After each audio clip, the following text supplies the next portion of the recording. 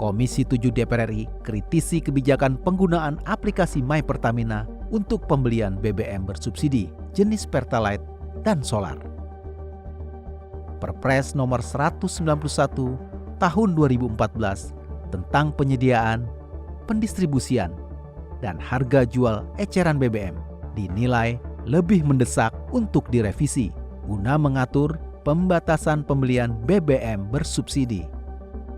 Ditemui saat kunjungan kerja di Kota Dumai, Provinsi Pekanbaru, anggota Komisi 7 DPR RI Mulyanto menilai penggunaan aplikasi My Pertamina terlalu terburu-buru dan kurang tepat. Menurutnya, revisi Perpres lebih penting untuk membatasi konsumen yang dianggap layak menggunakan BBM bersubsidi. Menurut saya nomor satu yang perlu kita gesa adalah revisi Perpresnya, revisi pembatasannya. Ini kan sekarang belum jelas siapa yang berhak mendapatkan subsidi BBM, solar atau Pertalite. Ini kan belum jelas. Jadi terburu-buru membuat pendataan yang nanti nggak perlu. Jadi sekarang yang penting adalah segera Perpresnya turun. Sejak tanggal 1 Juli 2022, Pertamina memprioritaskan 11 wilayah untuk melakukan pendaftaran aplikasi My Pertamina hingga diperluas menjadi 50 wilayah di Indonesia. Agar tidak menimbulkan masalah dalam penggunaannya, kelak Pertamina diminta untuk terus mensosialisasikan aplikasi tersebut kepada seluruh lapisan masyarakat.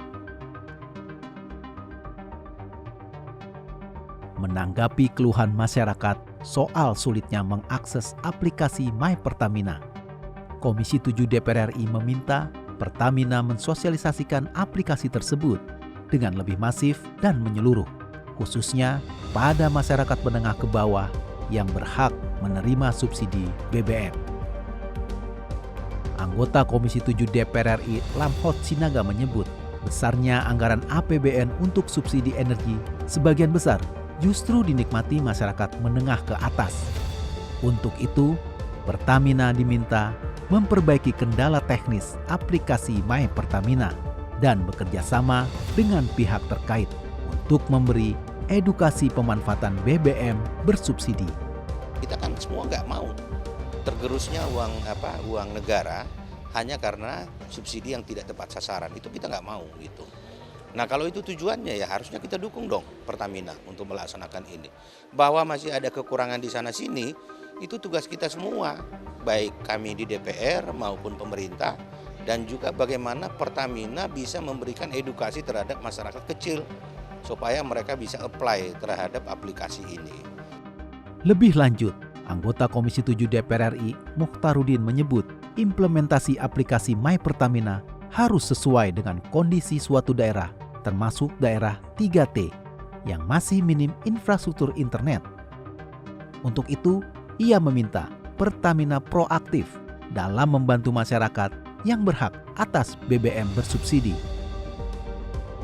Tergantung segmennya ya, lokasinya ya. Nah ini Pertamina harus menyesuaikan.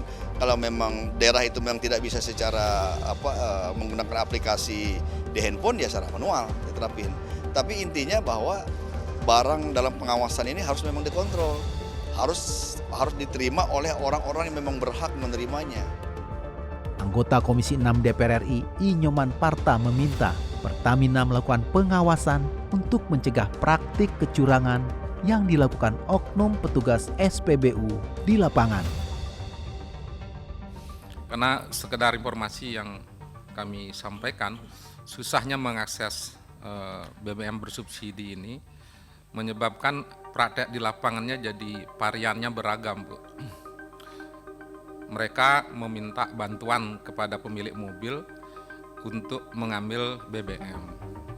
Selanjutnya disedot.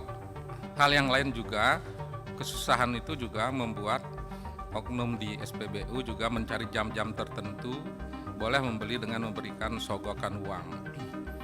Saya ada gambar-gambarnya, Bu. Jadi bukan isu atau fitnah. Sementara itu, untuk mencegah kebocoran dan kerugian, anggota Komisi 6 DPR RI Nusron Wahid mendorong Pertamina memanfaatkan data terpadu kesejahteraan sosial atau DTKS dalam menentukan masyarakat yang berhak membeli BBM bersubsidi. supaya kuotanya ini tercukupi, tidak terjadi kekurangan, dan kemudian Pertamina tidak mengalami potensi kerugian, dan kuotanya tidak over, maka dikanalisasi, disisir dengan mereka yang tercatat di dalam proses industri input untuk kepentingan DTKS itu harus masuk ke dalam kanal My Pertamina. Tim Liputan TVR Parlemen melaporkan.